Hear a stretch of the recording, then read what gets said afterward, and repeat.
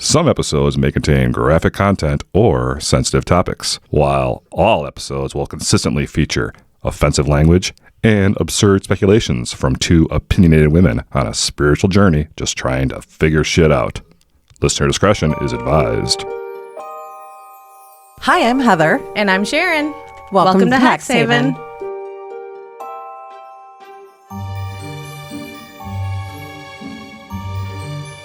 At this point in our journey, we have recorded 26 episodes. Yes, we have. So that puts us at what we decided would be our 1 year mark, right? Yep. So today, listeners, we are going to do like a year in review. Yep. We're going to kind of go over some questions, talk about some episodes, and we're just going to recap our year and see. Yeah. And then we can also talk a little bit about metrics too. Yeah, and that's something Sharon handles. She's all about the metrics. That's something she'll send me information and be like, girl, we have this many listeners. And this episode did this much, Right. Yeah. Well, because, we're on YouTube, Spotify, Amazon Music, Audible, but I don't think we have many listeners on either of Amazon's platforms. Mm-hmm. And then Patreon. So all of those platforms offer their own metrics. Mm-hmm. But they're all like confusing sometimes. So I also made some of my own where I'm like tracking how many listeners we have on each platform so I can get an accurate count. And right off the bat, I'd just like to say we can pat ourselves on the back. We hit 100 listeners in our first year. Oh my God. Yep. That's really great. It is. We're at, I think, 102, 103, somewhere in there. Oh my gosh, that's great. Yeah, so thank you all because that's all you. Yeah, that's really, I didn't even know that until just now, and that's exciting. Mm-hmm. That is really exciting.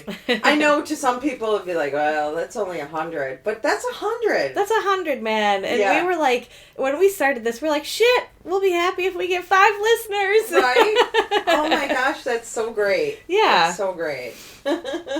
So, do you want to go over, the questions in order? Yeah, sure. We should start maybe with the content and episodes Sure. one. I don't think I changed mine around at all. Okay. For the first question, which episode are you the most proud of and why? Which one did you? So I am proud of many episodes. Mm-hmm. But I will tell you my favorites. Okay. And they're the Aleister Crowley episode. That's a great episode. Yep. Lilith. Lilith was a fucking phenomenal episode. That Lilith I'll talk about again more. Because our chemistry in that great. episode is just... Every time, I've listened to it 3-4 times now, and I laugh every time. And sometimes I'm like, God, we're so stupid. I know. And then sometimes I'm like, God, we're so funny. Yeah. I would have to say the Source Family. The Source Family was a good one. And the Party Pope.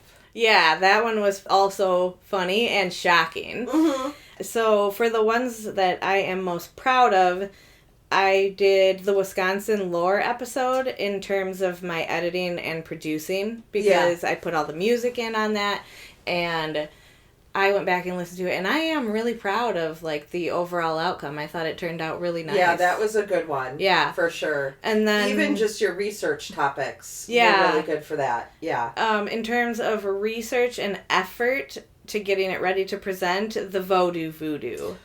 Oh, yeah. Because it was a lot, but I wasn't sure how I would feel going back and reading those ones, but I definitely am proud of them. I thought they turned out really good. Mm-hmm. I think there was a lot of information, and actually the first Voodoo episode is our most successful episode on YouTube. Really? Yeah. So I can tell you I have a note about the Voodoo episod. And this is what it says. That shit you had to pronounce still impresses me. That episode was also the one with, do you like Quick Trip or no? Oh my gosh, yes. Check this clip out. Being someone from the Midwest, I absolutely pronounce words as a Midwest person. Oh, yeah. So do I. You know, someone's name could be Annalisa, and I say Annalisa. Yeah. Like, sorry, people. Do you like Quick Trip or no? I'm just so sorry. It's just the way it is. Yeah.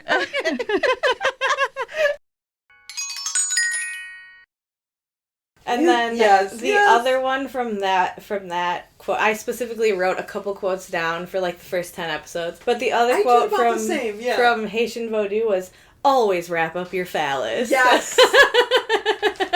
Yes. If you haven't heard it before, here it is again. And on that note, I think maybe we should wrap this up for the day. Yes, always wrap it up. Always wrap up your phallus.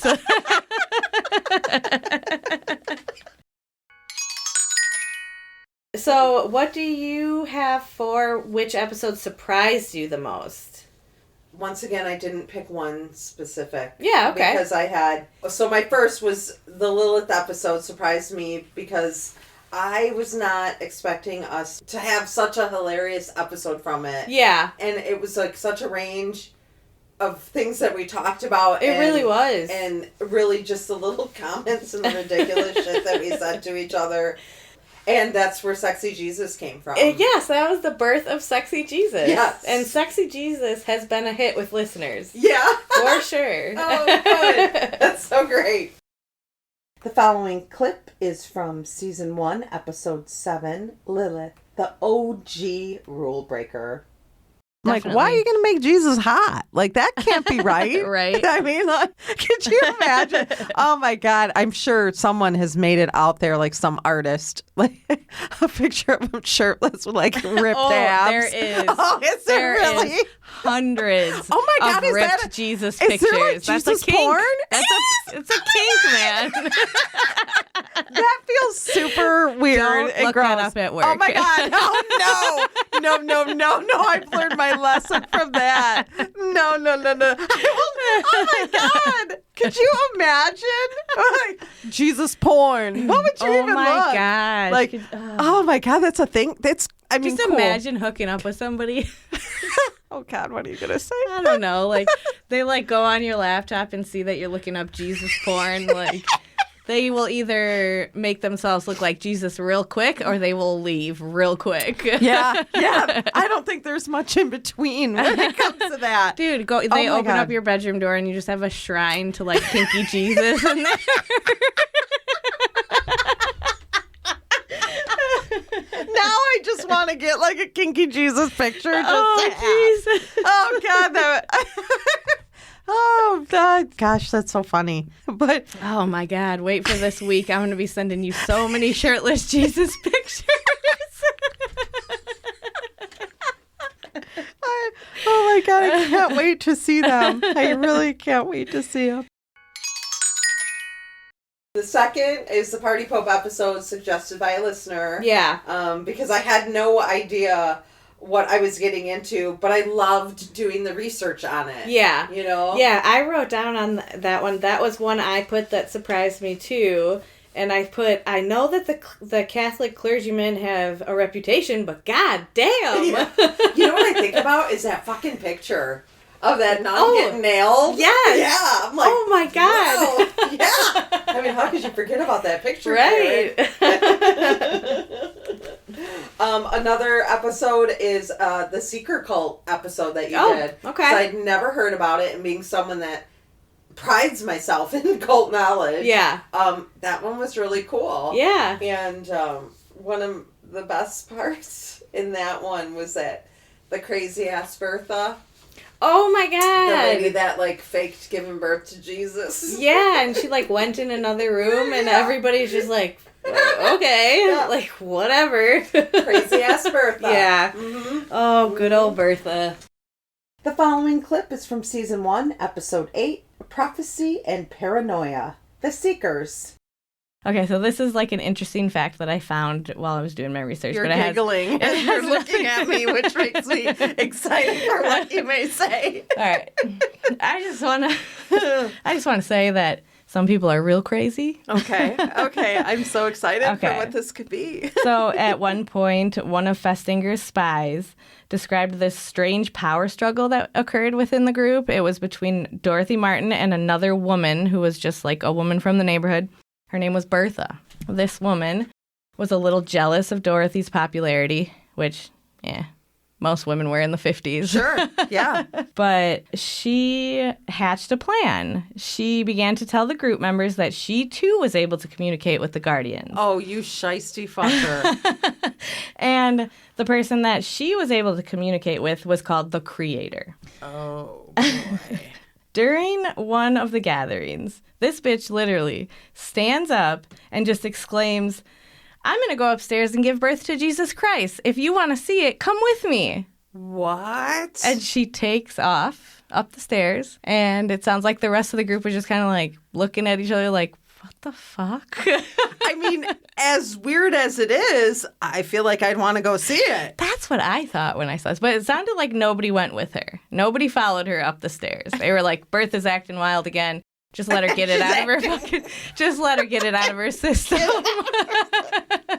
Just go let her birth Jesus. Yes. She'll be back in 10 minutes. Yeah, for real. And she was. What the hell?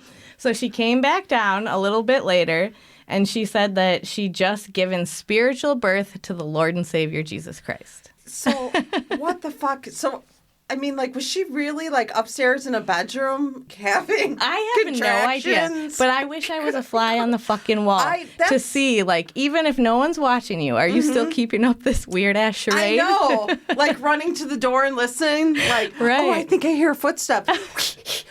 Yeah. Like, I'm really disappointed that no one went to go see what the fuck she was talking know, about. Because I I would have know. been like, okay, that woman's batshit crazy, but yeah, I'll go see what Like, she's where gonna is do. her husband? Because that one should go to the mental hospital. Fucking A. Holy Oh, crap. Jesus. Oh my goodness. Oh, Bertha, no. And lastly, I have the Project Bluebird episode. Okay. Yeah. I put actually the Aleister Crowley episode because I really did not know much about the real Aleister Crowley. Oh, me either. And yeah. like I was really shocked that he was such a narcissist and toxic person. Mm-hmm. So they had that one and the Sexy Jesus and the Party Pope. So, what episode felt the most challenging to create for you? Definitely the Voju episodes. Okay. I think because I am so far removed from like that kind of culture. I know nothing about that. It's primarily a black culture. Mm-hmm. So I wanted to make sure that I was remaining respectful and reporting it with dignity and consideration for a different culture that I am not a part of. Mm-hmm. And I also went so in depth. You did. And I did so much research. It was very difficult to rein it back in to something that I could report on. Sharon and I both went back and listened through our catalog of episodes. Mm-hmm. And that's an episode I just kept thinking the whole time, like, man, you did a shit ton of research. I did. But I think there's two fantastically funny parts in there. Mm-hmm. In the first part, where I say something about being a... Remember when we were food tasters? Oh, yeah. Yeah. Fucking food tasters for We're Queen Mary of Scots. Yeah. The following clip is from Season 1, Episode 4, Haitian Vodou, Part 1. It just made me think of a long time ago, people in royalty, they had food tasters. Yeah. Remember? Like, I mean, not like you remember back when we were food tasters? Yeah. When we were the food tasters for Mary, Queen of Scots. Such good time. In part 2, the conversation about the sex with the white sheet. Yes. We got onto a long discussion about if Jews use the white sheet. Yes, yeah. We went a little off the rails on that. And here is a clip that I like to call Ghost Dick. Now let's talk about Dambala. He is considered to be one of the most important Loa around. He is associated with serpents and the color white. and he's also from the Rada Nanchan. His saint associate is Moses or Saint Patrick, and he's considered to be the father or king of all Loa. Oh. During some ceremonies, a white sheet is laid out on the floor, and then the person who is possessed or is going to be possessed by Damballa lays atop of the sheet, and then another white sheet is put on top of them, and they kind of like move it around, and so there's a little bit of air. So Wait, what? yeah, they're like you ever play that game in school where you had the giant parachute thing and everybody would Oh, yes. Yeah. Yes. So it's yes, like yes. that. It's Okay. like that. Okay. I don't know why my head went like I can't even tell you what I was thinking. Okay. Oh god. Well, no, I was thinking like the. I don't even know if I should say it, but like supposedly in Jewish religions, they have sex through a sheet. Oh yeah. No, I've heard that. I think it's real. I do not think it's real. No? No, I do not think it's real. I mean, maybe not in like Jewish culture, but I think there is religions that do that. Maybe, but I don't know. What is that religion? What is the religion that with the guys that have the That's Hasidic Jews Hasidic that have Jews. that twirl. I think Hasidic Jews do it. No, but Okay. they do sleep in separate beds when she is menstruating. Really? Mm-hmm. Interesting. Yeah. Not that I'm married, but I think that was pretty great. I would be telling my husband I have my period all the time. Right? Like, sorry, it's been a really rough few months here. Yeah. No. Interesting. But unfortunately, that's what I thought of when you were explaining this whole Yeah. shenanigans. I'm so sorry that my mind goes there. That's all right. That's all right. And then the grocery store possession. That shit was fucking classic. It was so good. The Like, fucking are you gonna be able? self-checkout. Yes. Are you gonna be able to operate the self checkout? The following clip is from Season 1, Episode 5, Haitian Vodou, Part 2.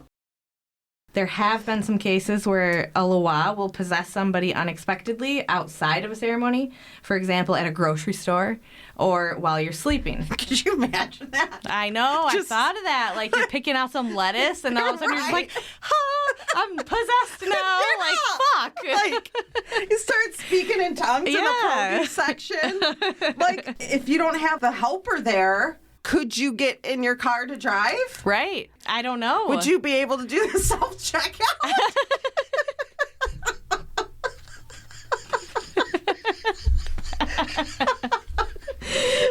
I don't know. You're like, it says I need somebody to come and help me, but I have to check the weight.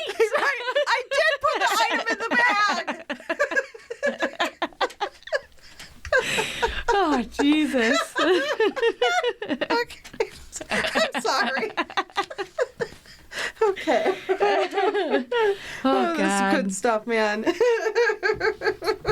Man. Oh, this is going to be a really great episode. I feel it. Right? You know, when I hear our laughter and I Yeah. hear our enjoyment, it makes me appreciate it more because I sometimes get in that mindset where I do my research, we edit, we release it, done, and we move on to the next thing. And I don't go back and appreciate the episodes as much as I should, but these are good. They are. And we're doing great. We really are. And I think they're so funny. Yes. Going back and re-listening affirmed that for me. Like, Yes. I like what we're doing, you If know. I had any doubts, because there has been many times where I have struggled, and we've talked about this, because we both have lots of things on our plate, and we're trying to manage time, and we don't want to let each other down. Right. You know, and there's been times where I've said to you, if I have to give up something, it would have to be this.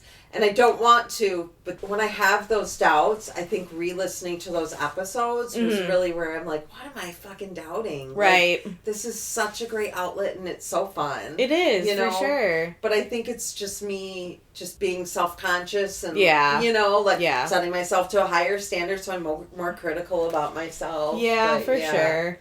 But I thought the most challenging episode for me was my birth chart episode. Okay. I had a really tough time understanding it and analyzing it. Yeah. And maybe if I would have took more time, but I kind of like did my birth chart, and I probably only did like a good week's worth of research. Right.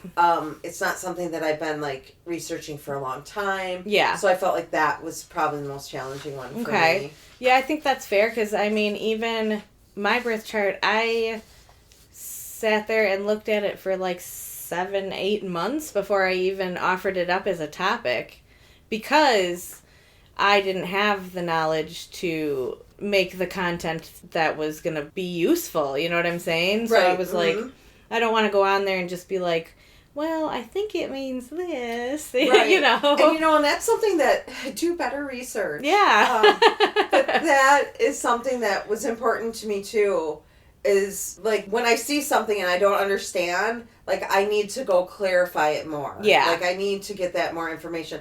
I don't want to be some idiot just putting out information that's truly incorrect. Right. Like, yeah. I want us to be like a resource for someone, not just opinionated women that are just speaking their mind. Right. But I want some facts behind it. Yeah, and, for sure. Information. So. Yeah.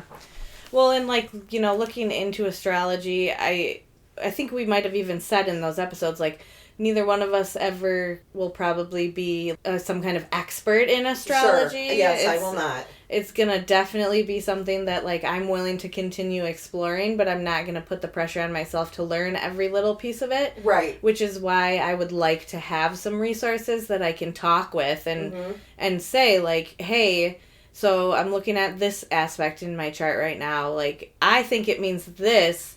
Am I right? Right. Like, what do you think? So, right. Yeah. But I'm definitely never... I think I could study astrology for my whole life and still not fully understand it. Yeah. Mm-hmm. Yeah, I totally agree with that. And that, it interests me a great deal. I learned a lot from the episode I was on, and I still am toying around with having probably Shanae do my, birth chart. Yeah. But I'm still undecided. Right. It leads back to, I want to do it, or do I need to do it, right? Yes, it leads back to that need or want for me. So, yeah. But it's not going to be something that I'm going to fine-tune my skills and become an astrologist. Right. Or it's just not. Yeah. But I get why it's important to understand it. And I think that even just the little bit, we always thought about astrology as the study of personality, whereas it actually is the study of time. So even just thinking about it in that little bit of a different aspect. Right. And then, I listened to Eliza Kelly. I've been listening to Shanae. Like, Shanae I don't know if she has a podcast. It was something she was talking about doing. Something she was considering. Right. But, like, she still posts on Facebook and Instagram and stuff. So, I've been definitely paying attention to what information astrology can bring. Right. But can somebody else give me the answers? Yeah, exactly. I didn't answer the next question. Which conversations have stuck with you? Yeah.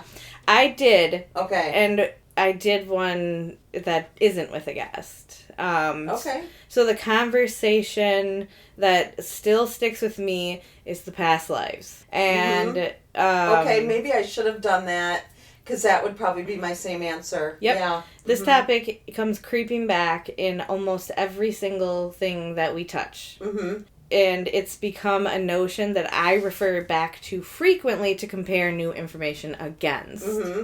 Shit, even just in this last week, I had some stuff come up that, like, brought me back again to the past life thing. It's crazy. It is something, that is one thing that is constantly on my mind. Yeah. That I would like to explore more. Yes. I would like to find a legit person that could help me do something. Yeah. That's what it was. I sent it to you. It was like a meme, and it mentioned the term past life astrology, and I was like, what the fuck is past life astrology? So I will be looking into that, right. Probably. Yeah. Yeah, it still amazes me, and I know I've said it on that episode, other episodes, but that book is just so amazing. It is. It really changed my mind and how I think. Mm-hmm. It really did. Yeah. I should have said the same.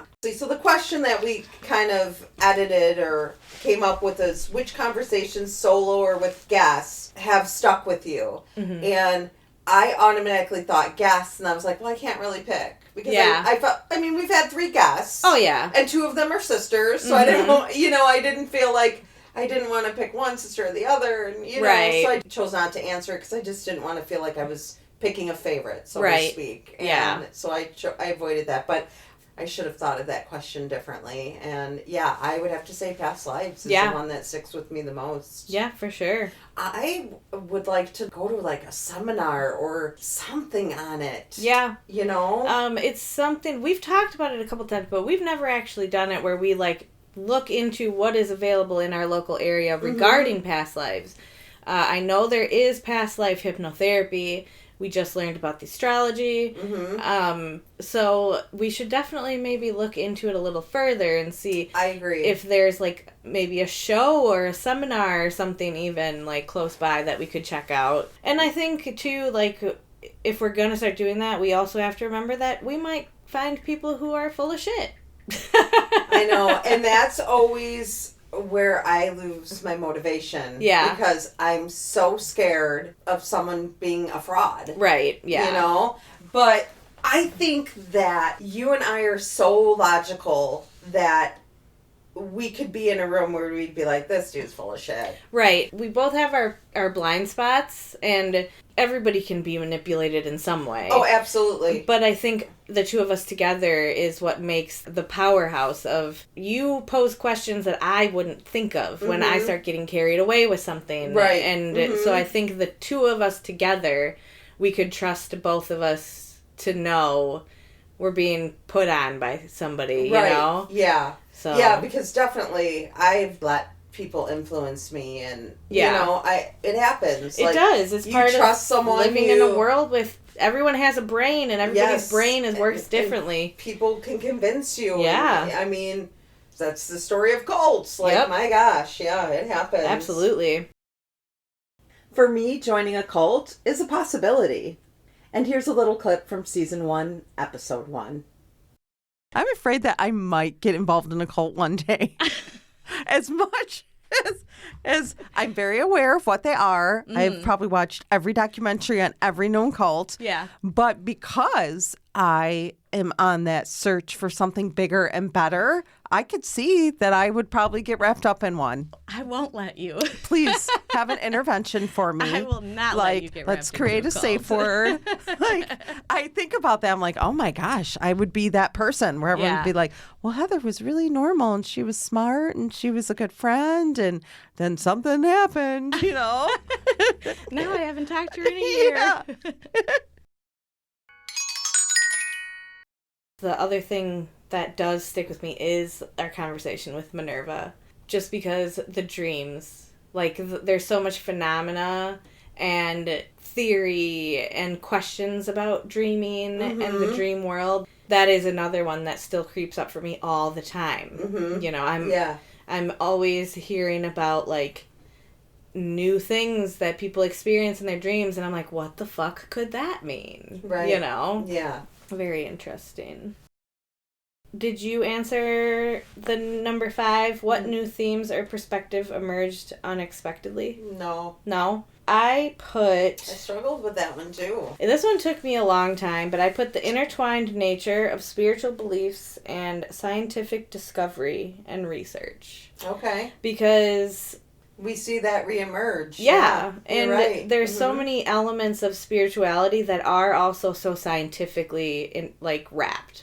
Yeah. And there's a lot of things that I think somebody who's spiritual or religious explains it one way and scientific theory explains it another. Sure. When it very well could mean the same thing. Yeah. That's definitely how those perspectives reemerge. Yep.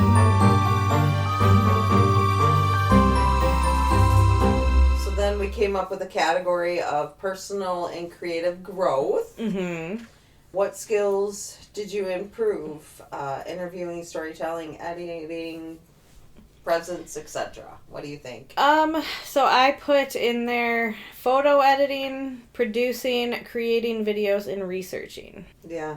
I don't necessarily know about the presence part of it yet. I'm still kind of working on my stage presence. I think that, and we've talked about that, it's hard, even just when you and I are in a room together, it's hard to think about beyond that. Right, to remember that you, the listener, are behind the mic and, that we gotta interact with you. And it's hard for us to even remember to do our intros. Yeah. Like, we all the time forget, like, oh, shoot, we forgot to say that you're listening to X-Haven, or, we just kind of hit record and are like, hey, girl, what's up? So, yeah. But I would have to say, obviously the researching is, I feel like I improved, but I also think that being someone that's college educated, I know what good research is, right? Mm-hmm. But editing is definitely, it's a skill I never thought I'd have. Yeah.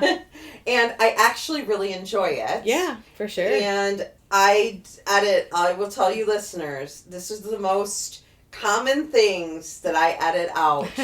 Ready? We say a lot. I have that as the first answer for my next question. Really? We say like a lot. We say like a lot. Like a lot. Like so much. And then the good old Midwestern, yeah. Yeah, no. Yeah, no. No, yeah. So that's what I'm editing out. I could leave them in, but I tried to take them out. Just they're just filler words, anyways. Yeah, they're just filler words. So shit, we just said yeah like 5 times. No, and I'm leaving those ones in. I don't care. All right, our next question: what did you learn about yourself as a host or creator? This was a really hard one for me to answer. It was for me too, and I'm looking at it now, and I think I went pretty actually negative on myself. And I can tell you, I did have a negative too. Yeah. And then I crossed it out because I was like, I don't want to answer this negatively. Yeah. I mean, I wrote we say and similar things way too often. Mm-hmm. So that was my first thing, and then I wrote that I feel like I have awkward transitions sometimes. Okay. But now I don't so much feel like I need the forced interaction between us and the listener. I feel like in our beginning episodes, remember we were trying to come up with a catchy catchphrase and they all felt very forced. Yes, I agree. I agree. I think now I've realized I don't have to come up with something catchy. Yeah. The listeners will find the catchy stuff. Right. Yeah, absolutely. And then for creator, I wrote, I guess, something kind of positive here. I put, I am definitely for continuous improvement through and through. See, and I also said, in this, I also been doing a lot of that energy work and just analyzing myself more. Mm-hmm. And I have learned some things about myself and why I keep letting certain people into my lives. Okay. And, that journey has really helped me with that. But I still have a lot of doubt in myself. I'm not 100% confident. I want to be where I'm at a place where I am screaming from the rooftop, I'm the Hexhaven podcast creator. Yeah. But I'm still very, sideline about it. Mm-hmm. And I'm trying to figure out how I can get out of that. Right. Yeah. I mean, I think that you've made a lot of progress on that in this first year of doing this. Mm-hmm. And I know that when we started, you seemed like you were kind of concerned that I was going to get upset about you not... and I definitely am not. But I have seen you, I think, become, more interested in doing the podcast and stuff. So I'm just glad that you didn't allow it to, tell you that you shouldn't be doing this. You know what I mean? And I think that I had some doubts in there. Mm-hmm. I was all in when we first started, and then we started doing it, and then I think it's because I constantly am critiquing myself. Yeah. And I'm doubting myself. Yeah. And I shouldn't be. Mm-hmm. And I definitely can see that I progress. I'm definitely not to where I want to be. Right. But that may take another year. Yeah. But really, re-listening to the episodes again, I was like, oh, man. Why am I so fucking stressed out all the time? Right. Like, because I'm always so worried, like, we're out there now. So my grandchildren can find episodes. After I die, like, my grandma had a podcast, you know? Yeah. It's out there. And I'm always so worried about what people are going to think about me. Yeah. And I need to get away from that because who cares? Right. Let them think what they're going to think. Yeah. You know, right? So I think about this when we had the one negative comment. Mm-hmm. And it, like, we kind of flipped scripts there for a minute because I was like, oh no, we got a negative comment. Like, I was personally offended Yeah. that somebody was upset with what we had to say, but you were very much like, fuck that bitch. Right? I was. And so, like, I think that, like, while, you know, putting your face on it would make it a little bit different for you, I think that you also, not having your face on it allows you to be that person who says, who fucking cares? Well, I think the big difference for me is that person's a total stranger. I Right. don't give two shits. Yeah. I think I put so much concern about the people in my life right now. Yeah. What they think. And, you know, I know it. I just need to figure it out. But, like, if they don't like the podcast or they don't like that I'm saying, are they really people I want in my life? Right.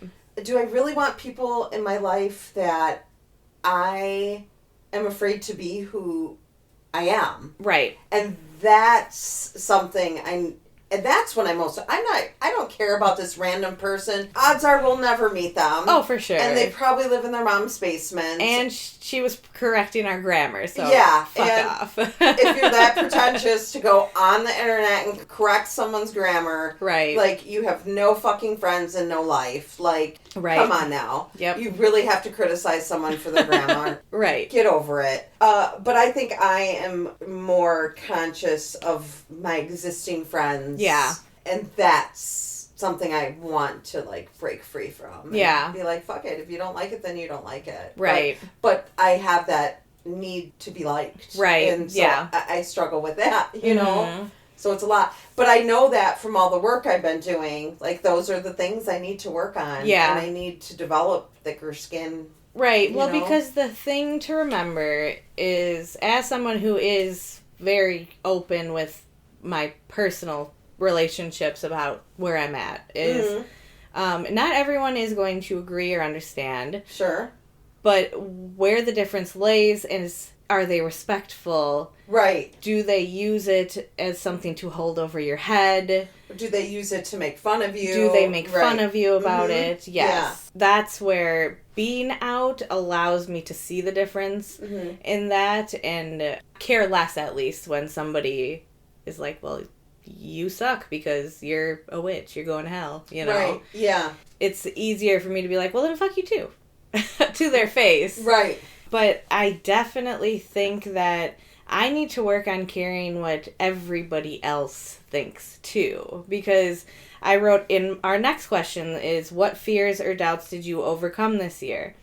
And the two that I have is the fear that nobody cares what we have to say, and the fear that I am too socially awkward to be on a podcast. Oh, you think you're socially awkward? I do, yeah. I don't think you are. I think once I get going, I feel better, but like starting an interaction always makes me feel it. Even when we start now, I'm like, well, fuck, how do we fucking start this shit? Yeah, we do have like a little fumble when we start. We just kind of hit record and go. But right. Yeah.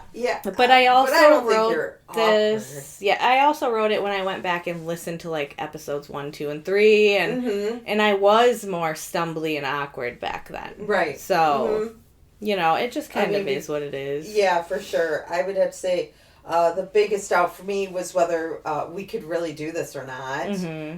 Now that we are finishing our first season, I'm not sure what I was so worried about, right? Yeah.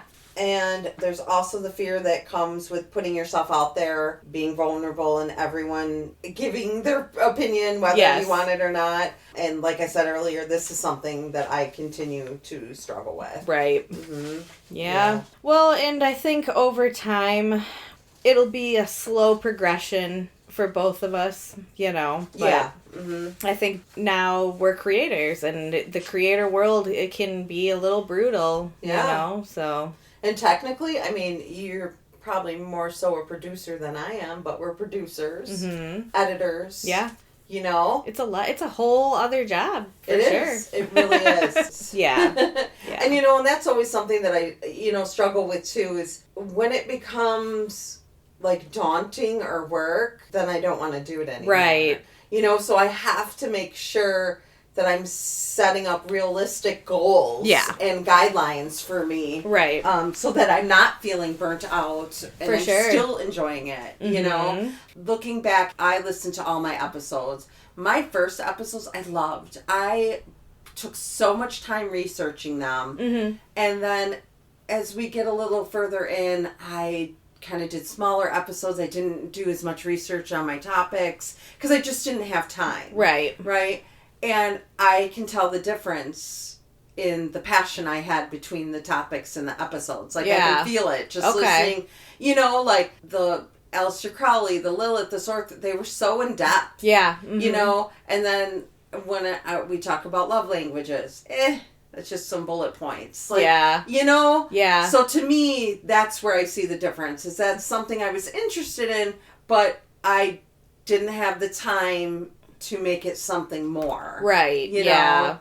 Yeah, and, as I was going back and listening, I felt like we had two different kinds of episodes coming out, and the majority of our episodes were informative and presenting something big, but then we had some where it was like filler episodes where we did like the trivia. Which we needed those. We did, and so at first I was like, well, those ones, for me, they don't hit as hard, like the trivia and stuff like that. Sure. But they are great for when we need more time to research something. And what I have learned, and I think for me is like, a strength that has allowed me to, I had never seen it as a strength before this, but my ability to bounce around so much. I'm currently researching like 5 or 6 topics for episodes in season 2. Yeah. This helps. Oh, okay. But some of them are smaller and some of them are big ideas that require a long time for me to think through and write down what I'm thinking, and then the way that I think about things changes as I do more research on it. And so I try really hard to remind myself that it's okay to work on multiple things at once. I need to have a schedule so that I know what to focus on for the immediate upcoming episodes. But I need to also remember that I can take the time I need to research big topics. Yes, and I think that's something that I'm struggling with that I need to get better at. There's so many topics I want to do, but they are going to require me reading a physical book. Right. And I just have not had the time. So if I read that physical book, I know we would have a really good episode providing information. Yeah. It would be good content. But I don't have the fucking time. So instead, I'm going to do some mini researches. Yeah. And then I'm going to research. It's going to be a good episode, but my heart's not in it as much as that bigger episode would be. Right. So I'm struggling with that. I need to somehow figure out how I can work on a big topic and just put it on the shelf for a little bit while I do something smaller and then go back. But I don't know, because I'm really one of those people, like, I read one book from beginning to end before I move on to another. Right. So yeah. I structure myself differently. So. Right. Ugh, that's a tough one for me. Yeah. Well, and I definitely think that there's certain topics that we can always use as filler, like hauntings, cryptids, aliens, like that kind of stuff. But we don't want to make it where it's like, okay, we have 2 weeks to research this and then we have to report on it.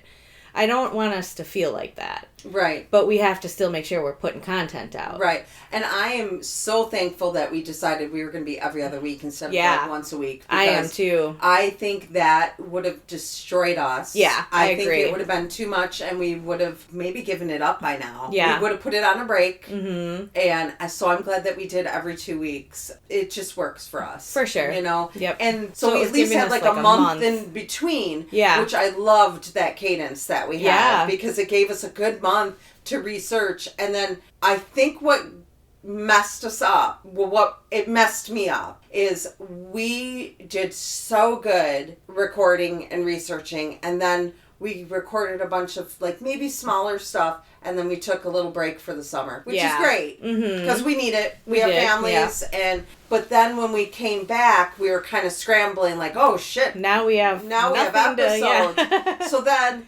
we didn't have as much time. So then, for me, I was doing more of a hustle research. Yeah. I wasn't doing in-depth topics that I really wanted to do. I just was doing things to make sure we had content. Right. You know?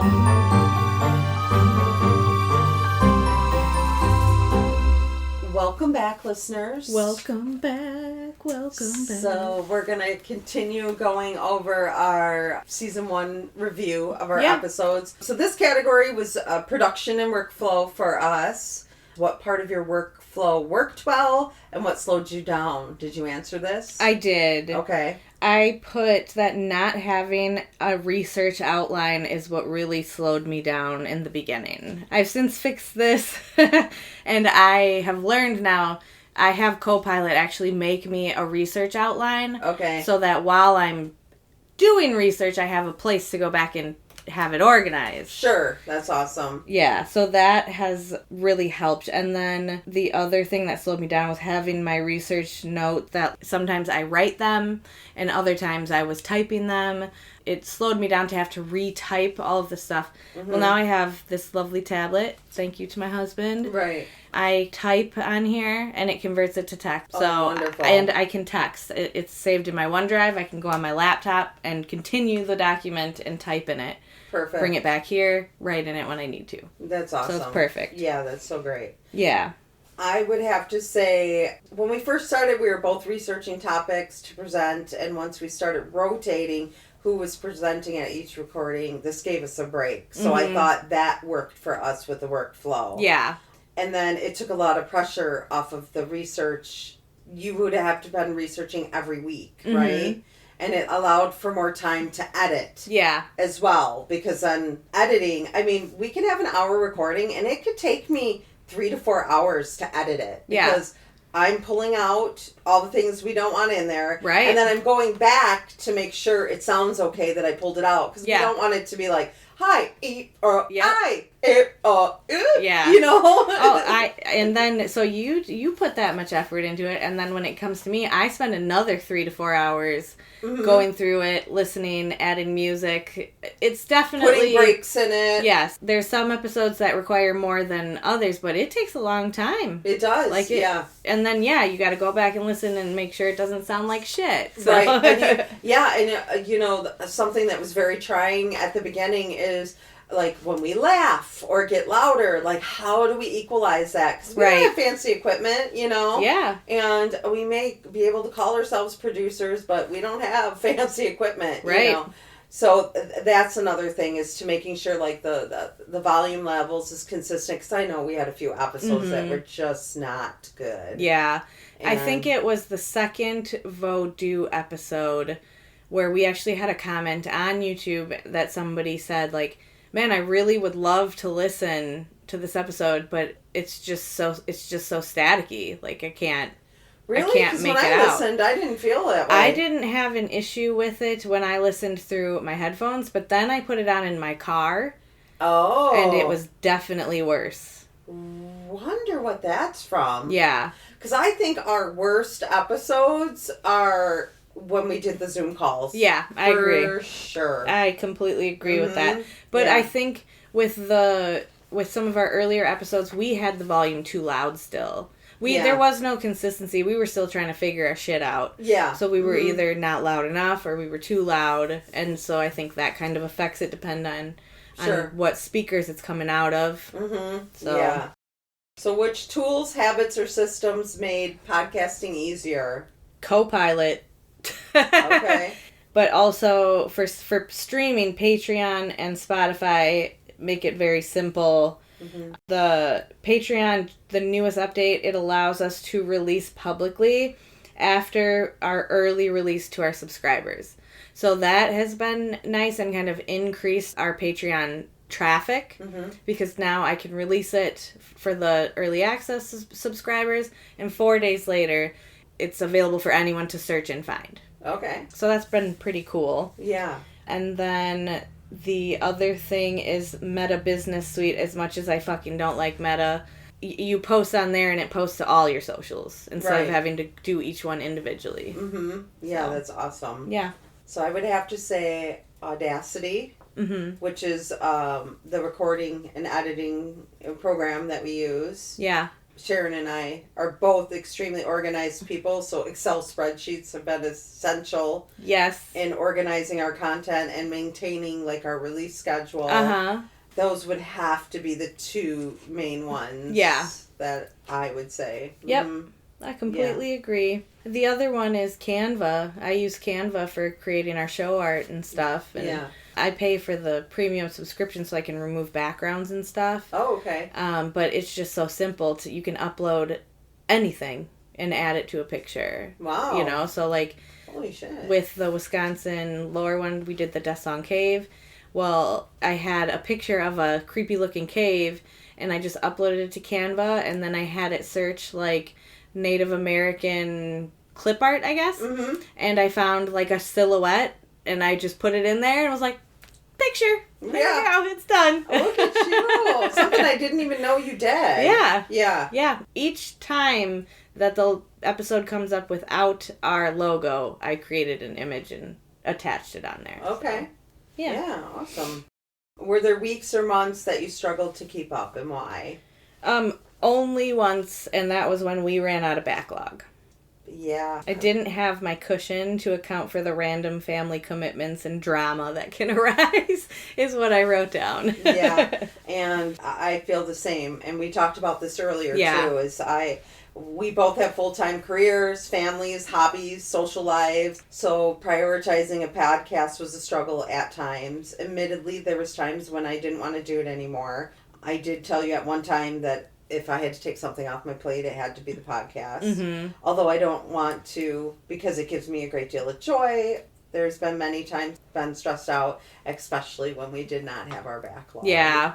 But a lot of it is because I'm a perfectionist and I do hold myself to a higher standard, and I also don't want to let you down. Right. So I think it takes me a really long time to edit because I am a perfectionist. Right. I agree.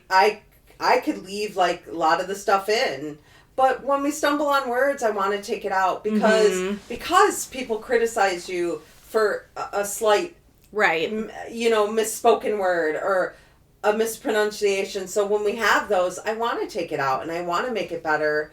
I think maybe because I want less potential of someone to say something shitty to us. Yeah, do better research. Yeah, do better fucking research. Good grief. So next we have, were there moments that made you think, I want to change how I do this? So I wrote down when I was spending a lot of time rereading and organizing notes to structure an episode because I didn't have an upfront direction on points that I wanted to make. Right, okay. And so that was where I was like, I need research guides instead of, I was building the notes and just doing the research without building the presentation. Mm-hmm. Having a research guide is what allowed me to build the presentation while I learn. So that definitely helped on that. Yeah. And then the other time was when we had to re-record because of my mistake with the... Oh, when you went to the bathroom? Yeah. Yes. There was an episode. What was it for? What was the episode we had to re-record? Voodoo. Okay. So Sharon had, with her tiny little peanut bladder, had to go to the bathroom, so she paused it, came back, and forgot to unpause it. Yeah, and it was like almost an hour. Yeah. of content we lost. I do remember that. Whoops! I was like, maybe I shouldn't be in charge of this. Yeah. I would have to say, like, for me, how I thought, like, how should I change when I do this is, I felt like for me, I feel the best when I'm researching. I need like a timeline. Mm-hmm. I need to go through a series of events through a timeline. Yeah. So that's the best way for me to present something. Yeah, okay. Mm-hmm. Yeah. Awesome. You had one question, did the show's purpose evolve? If so, how? And I know that we've talked a couple of times, and you were saying that you felt like it had, but I felt like it hadn't. Because from the beginning, like, I went back and reread, like, our descriptions and all that, and I was like, but that's what we're doing, you know, as far as, like, creating a place that fosters curiosity and community and learning about, you know, occult hidden topics that are, like, forbidden, you know, like, so for me, that's always been the purpose. I thought you were going to say something different on that question. You know, so the first question when it came to growth, I didn't answer because you have all the statistics of what episode performed better. Yeah. You know, so I ignored that one. And then I guess when it came to did the show's purpose evolve, I originally read it and I didn't go back to answer it. So, I mean, we still have the same goal. Yeah. The same, like, mission statement, the same purpose. I think if it's evolved, it's just evolved in our skills, like editing and recording and researching. Okay. But you're right. I had concerns only because we are on very, very different paths. Mm-hmm. And I had concerns about that. Like, even now, the podcast that you are really into listening is that astrology podcast, right? It's one of the ones that I listen to, but that's like the main one we've talked about recently. Well, I have been listening to this other podcast about like daily affirmations and things like that. So in that sense, we're so different. Yeah. You know? Yeah. So I had concerns.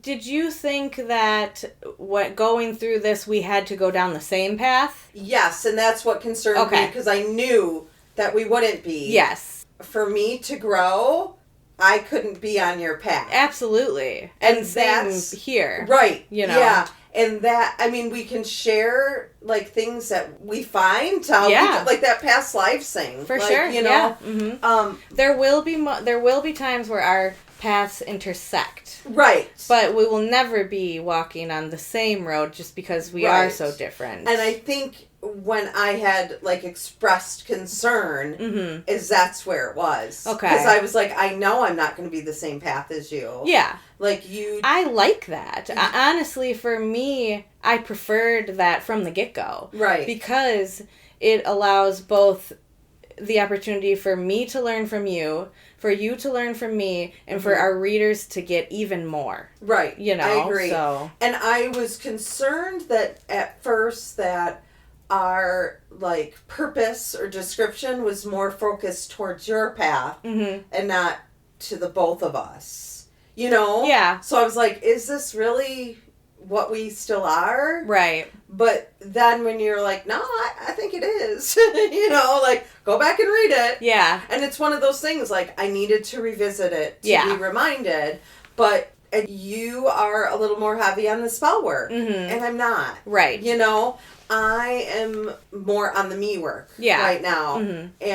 But just for the listeners, the spell work is the me work for me. Right. You know? Right. And in general, spell work should always be the me work. It should never be you trying to change the outcome for somebody else. Sure. It should never be you trying to change the environment. It should always be internal. You know, focused on you. Yeah. So we're definitely doing our me work differently. Yes. And I was just concerned because I wasn't going to do it the way you were doing it. Because that's not for me. Oh, yeah, for sure. You know, it interests me, and it may be for me somewhere along the line. Well, and so the spell work, we've talked about this too before. Our ideas of spell work are still different. Mm-hmm. My idea of spell work is anything that you do where you are drawing energy or directing energy. Right. Which includes meditation, which includes journaling and shadow work. I'm glad that we did go back and touch on that quick, because I was like, I'm not going to write anything here because I'm going to wait and see what she says, and then I'm going to follow up. I hesitated writing something because I didn't want you to think that I wasn't still in it. I didn't want to say something that was maybe negative or sounded bad. Yeah. You know? Yeah. So no, I for sure, like, I didn't come into this thinking that you and I were going to hold hands and do chants together. Right. I didn't either, and then I really hoped that you weren't thinking about it. Yeah. Like, I was like, are we going to try this kumbaya shit? Like, the I don't other know. shit is... Personally, for me, I don't want to do spell work with anybody else around. I'm very much, I've learned, a solitary practitioner. Right. More so because I'm uncomfortable. Yes. Yes, absolutely. Mm-hmm. I'm actually glad that we talked about that topic. Yeah. What motivated you to continue creating content?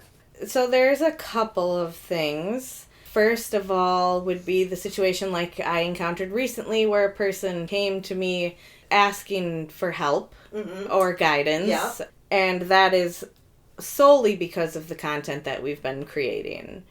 And then the other thing is like that little feeling inside of me that when something snaps into place during research, where it's like, oh my God, this relates to this. Yeah. Like, that puzzle piece fitting, right? Yeah, exactly. Mm-hmm. Like, I can't really explain it, but it's just something that is so motivating to be like, oh my God, I just connected two things that I hadn't previously, you know? Mm-hmm. What about you? So, I would have to say I am someone that is a continued learner. And so the continued learning aspect of it and discovering new topics in the rabbit holes. Mm-hmm. But my main motivation was you. Oh, actually. Really? Mm-hmm. Yeah. Oh. Yeah. Okay. But yeah, you definitely are my main motivation. Oh. Yeah. What moments remind you why you love doing this?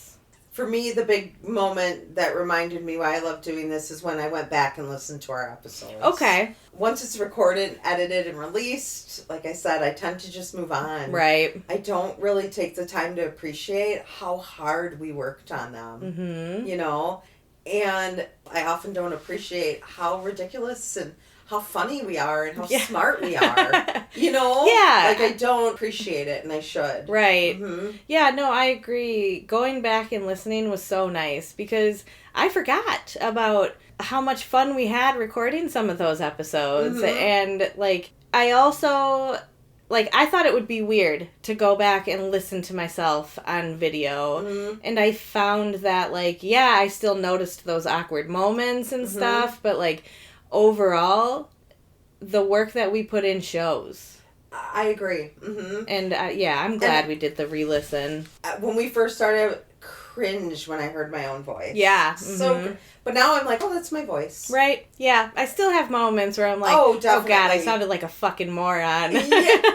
Well, not because of your sounded voice, but because of what you said. Yes. Right?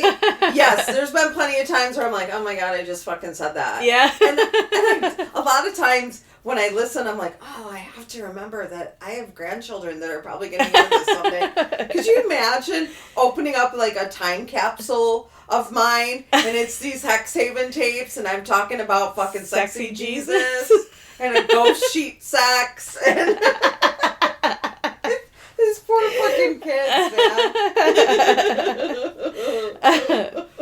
So I put for what like reminds me was like when a conversation spurs up around me and I'm able to add context from things that we've covered on the podcast. Yeah. Which has happened multiple times with like the Source family one in particular. I've had conversations with people on. That is like really nice. Because, you know, it's just like a way to communicate with people. Just a new way to communicate with people. Yeah, absolutely. What drained your energy or what energized you? Feeling rushed and unprepared about a topic is what primarily I would say drains my energy. Mm-hmm. I try not to stress too much about it because we're only, we are who we are. We have going on what we have going on. So it just kind of is what it is. Right. But I also felt drained by self-inflicted perfectionism and the need to be liked by every group of listeners. Yes. I feel that 100%. Yeah. So I said just being in Sharon's presence because she's so passionate about Hexhaven is what energizes me. Mm-hmm. Oh. I truly mean that. I truly can feel your excitement. Yeah. I love doing this. And when you are amped up about a topic, like I feel it. And so we often go days or even weeks without talking because we're researching and we don't want to accidentally talk about our topics, like I said earlier. Mm-hmm. And this often makes me feel disconnected. Yeah. Because I have less people in my inner circle that I can talk about these topics with, or judgy people. Mm-hmm. So I often kind of lose track, and then it's like I need to talk to you for a little bit, and then I get back amped up, like, yeah, we're doing this podcast, we're, creating this safe space, and we have a great circle of friends in our little coven. Yeah. But when we go long times without talking to each other, I can feel really disconnected. Yeah. Mm-hmm.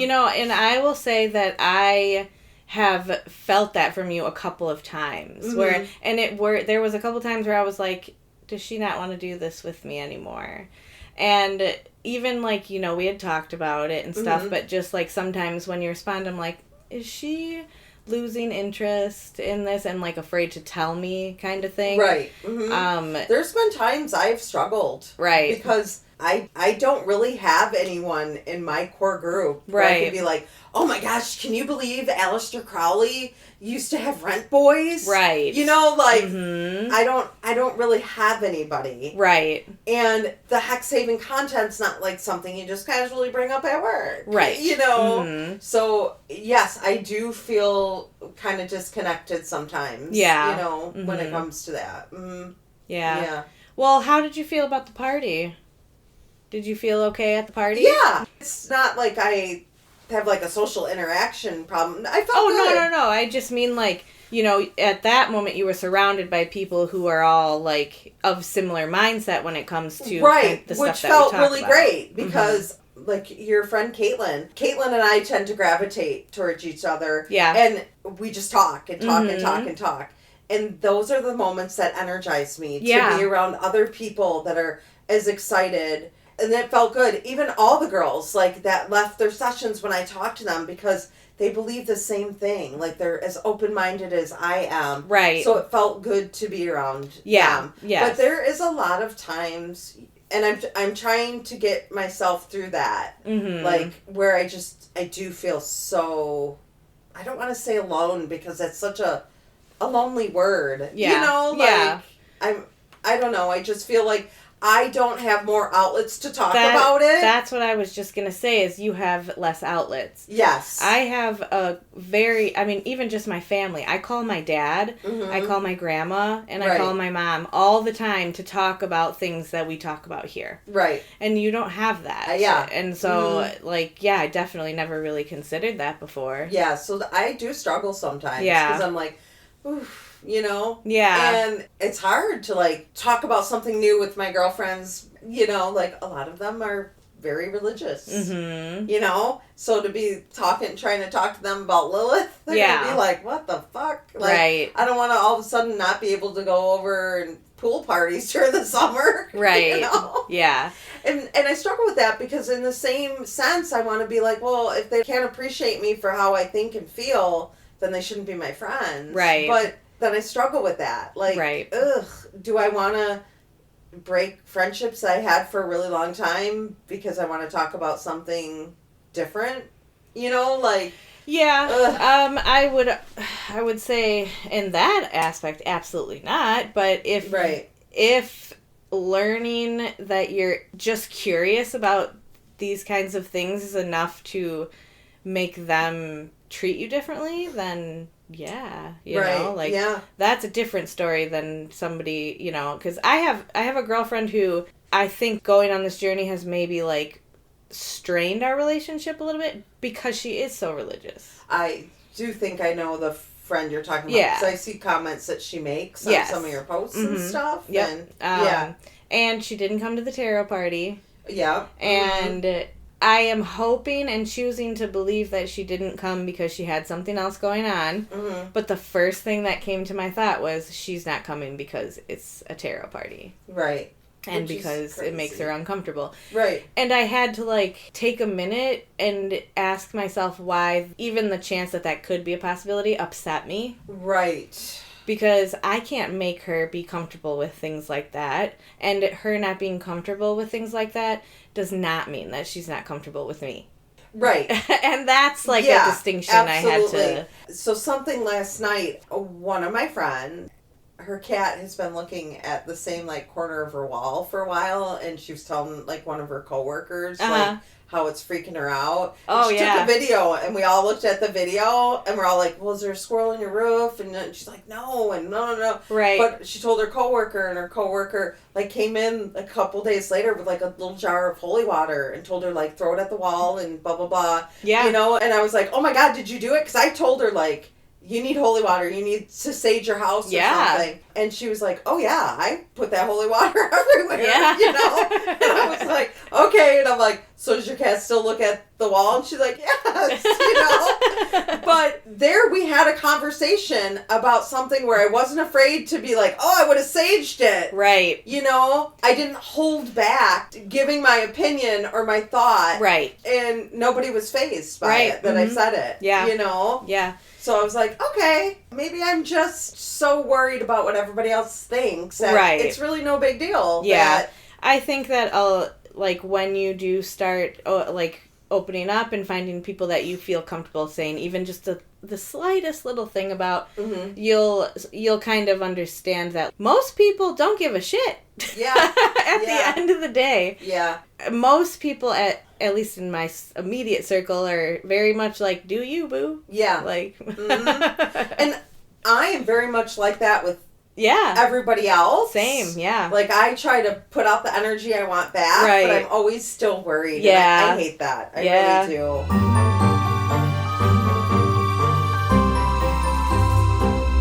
What do you want to do more of next year? 2 things. I want to do a little bit more mythology because I really had so much fun researching for the Morrigan. Okay. And the other thing I want to do more of is guests. But I think having people that we already know join us for our normal conversations could, like, spark additional insights for us and for our viewers. Instead of trying to find an expert in something. Yeah. You know, like, have Minerva come in here and then we can talk about 6 different dream theories, you know? I agree. Or having Chelsea come on and talk about zombies, you know? Like, stuff like that. I agree. My first thing is to have more coven conversations. Okay. And so whether that means finding an expert or just having people in our inner group come in. Hell yeah. Which I would enjoy. And it's hard right now, you guys, listeners, because our recording studio is at my place. Yeah. So we're not going to invite strangers into my home. Yes. That's just not going to happen. Yep. And right now, we don't have the equipment for them to call in, and we're not in a big hurry to invest in that equipment for sure. right now. Mm-hmm. So, yeah, I think that's a great idea. I would love for Caitlin to be on. Okay. And I don't have a problem bringing our inner circle here. Yeah. You know, it's just really just people we truly don't know. And that might help you, like, as far as, like, you have a connection built with me, but, you know, bringing in some other people more often might help you feel like you have other people that you can reach out to and just talk to about a certain thing. So I've known Minerva and Diana for a very long time. Like I've said before, my daughter was the flower girl in Diana's wedding. Right. And we drifted apart, lost connection, and this podcast has reconnected us. Mm-hmm. And it reminds me how much I need them. Yeah. Because they spark my interest again. they can relate Yeah. to the fucking things that I'm thinking and I want to talk about. Right. You know? So I do want to have more. And I know Minerva wants to be on again. I know. She mentioned it at the party, too. Yeah, she really enjoyed herself. And her episode was a really fucking fun episode, too. It really Like, is. I both enjoyed of those them. They're like a fucking riot, aren't they? They really are. They are so great. But yes, I would absolutely love to have people just sit in and that whoever feels comfortable. Yeah, for sure. That would be super great. Yeah. You know, something that I've been... So I sent you that thing on the Devil You Know, the podcast about Satanism. Mm-hmm. Or no, The not about Satanic Panic. Yes, about Satanic Panic. So that, coupled with Stranger Things, has got me really thinking about the 80s and Satanic Panic. Satanic Panic is on my list of episodes. So I definitely think we should talk a lot more about Satanic Panic in the upcoming season. I would really be interested in interviewing you, Minerva, Diana, my dad, maybe my mom too. Like, so we're all from the north, and I think we were I'm sure that there was still some impact here, but most of the Satanic Panic came from the South. Oh, for sure. The Bible Belt. I actually sent my dad a message and was like, Dad, I've been looking a lot more into Satanism, and I just want to say how fucking lucky that you and my uncle are that you were born in the North. Right. They had long hair. Yeah. They played D&D. They listened to Iron Maiden. Right. They wore black. Like. Yeah. Yep. Yeah, So, it's so crazy. But yeah, that'd be super fun. Another thing that I think would be fun if we had news headline discussions. Yes. And maybe like a headline highlight or something, I don't know. But you often send me clips of current events. Uh-huh. And I'd like to discuss how we both reacted to just the headline without reading the article. Okay. And then get into it more because you, a while back, sent me an article about the Satanic Church wanted to hold an event at like their state capitol. Yes. So they were rejected. And so when I read it, I can tell you how I reacted. I said, good. Yeah. They shouldn't be able to do something in the state church, right? Yeah. Because then I was like, well, I'm not going to read the article. Because I was actually hoping we would talk about this a lot sooner. And I was wondering how you reacted initially and what you thought. But then I didn't read the whole article. But I didn't read the whole article either. But how I felt about it was because it was a state building, wasn't it? yes, it was a state building. Maybe it was their capital or maybe it was their courthouse or something. I can't remember.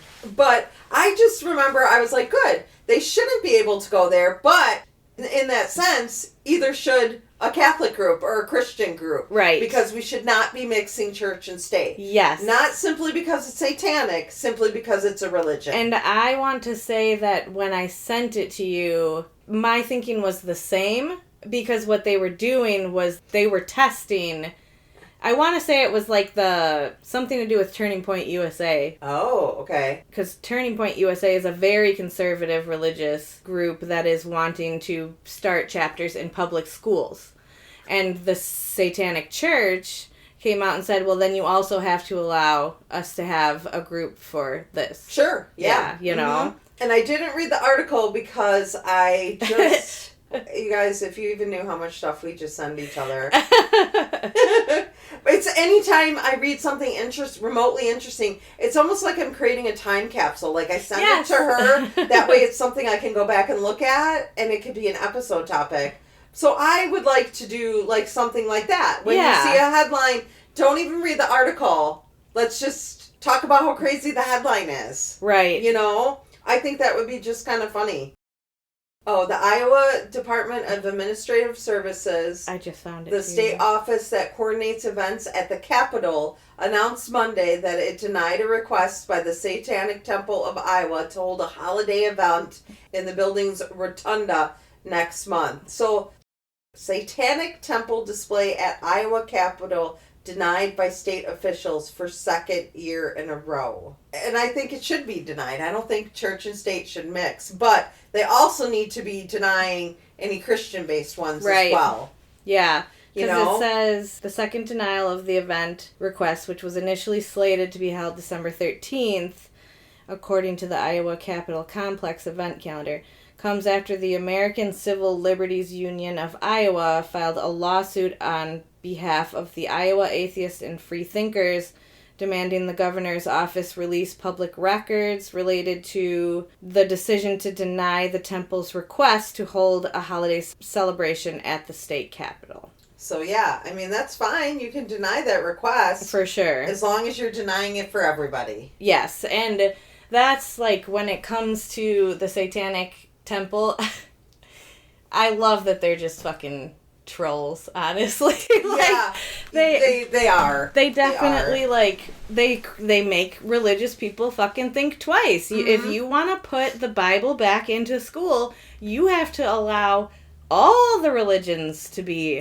within the school. It can't just be your Bible. Right. Yeah, Mm-hmm. Absolutely. Yeah, that would be fun to do, though. Yeah. I know we talked about it briefly when there was that bookstore thing. Yeah, and then we just never really talked about it again after. Yeah, I mean, as long as it's not something that we feel burdened by or creates extra work, but even if we, came to each one of our recordings, do you have a headline you want to talk about? Let's do it. And then you just read the headline and then give your initial response from it. Right. You don't even have to read the article. Right. You know? Yeah, that'd be cool. Yeah, I think it'd be kind of interesting. Because I'm always curious to know, I know what I thought. And then I'm like, I wonder if Sharon was offended by this. Right. And thought it was wrong. Yeah. You know? Because you're a little more righteous, and, than I am. And so I was like, I don't know if she sent this to me for me to be like, could you believe this shit? Or isn't this crazy girl? Yeah, I sent it just to keep you up on the satanic. And that's why I thought we should actually kind of talk about those kind of things. Oh yeah, for sure. Because a lot of things we agree on, but a lot of things we don't. For sure. Yeah. And it's just great to know that it's okay that we don't agree on them. You know, as long as we respectfully don't agree on them, then we're good, right? Exactly. Exactly. Respectfully, you're wrong. No. Yeah. Eat shit. You're wrong. What big creative risks or new ideas feel exciting to explore? So for this one, I wrote down getting our LLC and seeing what doors that we can open with that. And then also breaking out into the local market, making some cool stuff to sell, and networking with the spiritual community locally. Because at the very least, we could maybe be able to find additional guest interview. Yeah, I have all the exact same things. Okay, cool. Yeah, absolutely. Yep. Awesome. How do you want our listeners to feel when they experience the show? Okay, so I wrote a mixture of laughter and curiosity. I'd like to encourage them to continue listening with an open mind and feel free to engage with us in comments and messages about topics that they have insights on. Awesome. I have that I want them to feel like they're sitting around with their friends, having a fun and entertaining conversation. Yeah. For sure. What feedback from listeners meant the most to you? To be honest with you guys, I don't really read the Facebook comments or stuff like that. That's something Sharon does. Yeah. So I don't know the answer to this. Yeah, so I put on here, actually, the feedback that meant the most to me did not come from Facebook. Okay. There was 2 times. One time was when Mondo suggested the topic based on a conversation that we had. The Party Pope. The Party Pope. Even though the audio sucked for that episode, I would have never guessed at the banquet of chestnuts before then. Girl, I have the Party Pope down. Okay. Too. Yeah. And then I wrote a time that my mom listened and was reminded of some stuff about her own mother that she had never told me about before. Yeah. So she came after listening to one of our episodes and had that conversation with me. Right. And that meant a lot, just having that conversation based off of something that we created here. Yeah, absolutely. What topics resonated with the listeners the most? The past lives conversation I have had personally brought up to me multiple times. Mm-hmm. And then the dreams with Minerva episode comes up a lot. Listeners are very curious about dreams. And then the other thing was the Vodou episode. Like I said, it's the most popular one on YouTube. So yeah, I mean, those really are good episodes. Yeah. You did really good in those. How did my relationship with the audience evolve this year? I think I wrote down I've become more comfortable with the audience this year on mic. Mm-hmm. I no longer look for the forced punchlines, and I instead try to just let things flow more naturally. Plenty of hilarious lines have come out of it. Yeah, I agree with that completely. Yeah. Yeah. Mm-hmm. I would have to say, you know, when it comes to, like, relationships, we don't really interact with that many people right now. Right. So I would have to say mine just comes down to where we are now. I'm definitely more relaxed when we're recording. It's not a forced conversation. We're not trying to get to a conclusion, you know. Right. Yeah. Yeah.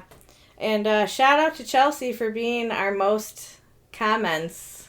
Oh, awesome. I think there was like 3 or 4 comments that she I love that. put on our episode. So we love you. Thank you, Chelsea. So, yeah, I mean, that's all I have for the questions. Which audience questions or messages inspired new ideas? I had the Party Pope. Mm-hmm. And then I have also, we will be doing an episode on Lilydale, and that is from your friend Caitlin. Okay. Who really wants us to do the topic. Yeah. She had suggested it, and we're hoping she's going to overcome her shyness and be a guest. Yeah. I was talking to her about it at the tarot party. Okay. That she, yeah. Awesome. And she's like, I think I could, but I understand it. It's hard to get over listening to your own voice. It definitely is. 1 year ago, we started this podcast with an exploration, not fully knowing where the conversations would lead or how much they would challenge us. Mm-hmm. Over the past year, hosting this show has pushed me to think differently about myself, my assumptions, and the concepts I once believed I understood. Each episode required me to listen more deeply, question more honestly, and remain open to perspectives that didn't always align with my own. Through researching topics, engaging with guests, and reflecting alongside you, Sharon, I've grown more self-aware and more comfortable with uncertainty. Hosting the podcast has taught me that growth often comes from discomfort. Yeah, that's very true. Yes, and that meaningful conversations don't need definite answers to be valuable. Yeah, that's something that I had never thought about before doing this. Mm-hmm. Yeah. Not everything has an answer. That's something that I struggle with. Yeah. Yep. This journey has reshaped how I approach learning, dialogue, and self-reflection. After a year, the podcast has become more than a creative project. It has become a space where curiosity, vulnerability, and growth continue to evolve for the both of us. Yeah. Yep. Absolutely. So I guess a really good place actually to end would be our Spotify Wrapped. Okay. As creators. Okay. These are all statistics I don't know anything about. Yes, and I had no idea that Spotify does a Wrapped portion for creators. I think it's awesome that they do. Because we were able to, I mean, you'll see. We need to see numbers. Yes. I need a pie graph. Yeah. So, our Spotify Wrapped told us our top episode was Season 1, Episode 1, Spirituality, Religion, and Spellcraft. Our very first episode. Our very first one. Wow, okay. We have reached 11 countries this year. 11? 11 countries. Number 1 is the U.S. Number 2, shockingly, is Serbia. Really? Yeah. Number 3, Canada. 4, Australia. And 5, Mexico. That is fucking cool. Yeah.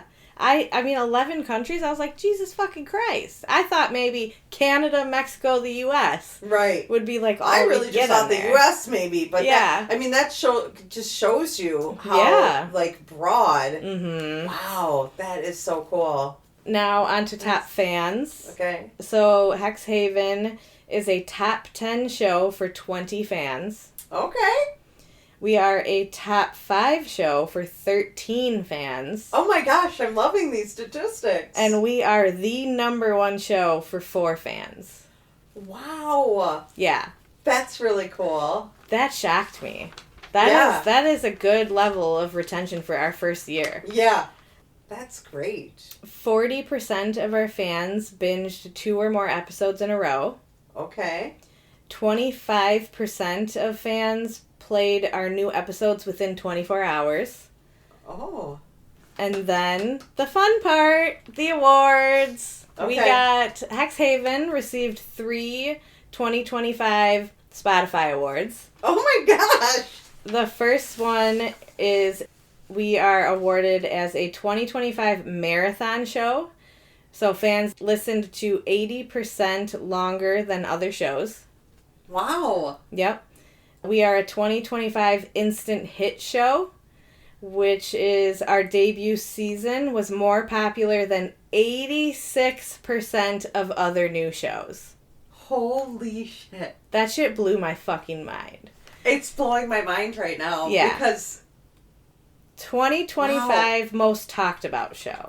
Wow. And this is the one where I'm like, Chelsea, shout out to you. We got more comments than 89% of other new shows. That is some really great statistics Yes. that make me feel really good. Yes. When I saw that we had reached over 100 free listeners in our first year, that made me proud. Oh, absolutely. Seeing this makes me feel... It gave me goosebumps. Yeah, I feel really... Those are the things I need you to share with me. Yes. So I continue to feel the excitement. Yeah, you know? absolutely. Yeah. Absolutely. I think that's like a high note to end on, man. Yep. That is... Dude, that is so cool. Yes. So, oh my gosh. As much as this is challenging, both with our time and our effort, and, you know, overcoming so much, we're doing good. We're doing something cool, man. We're doing something cool, and it is making a difference for people. Yes. So, yeah. I think it's important that we remember that going into season 2. I agree. Yeah. I agree. Yeah. Oh my gosh. Well, thank you, everybody out there on Spotify. Yes. Thank you so much. Thank you. Putting us on your listening list. Like, we appreciate you. Yeah. And, man, this is such a great feeling. Yeah.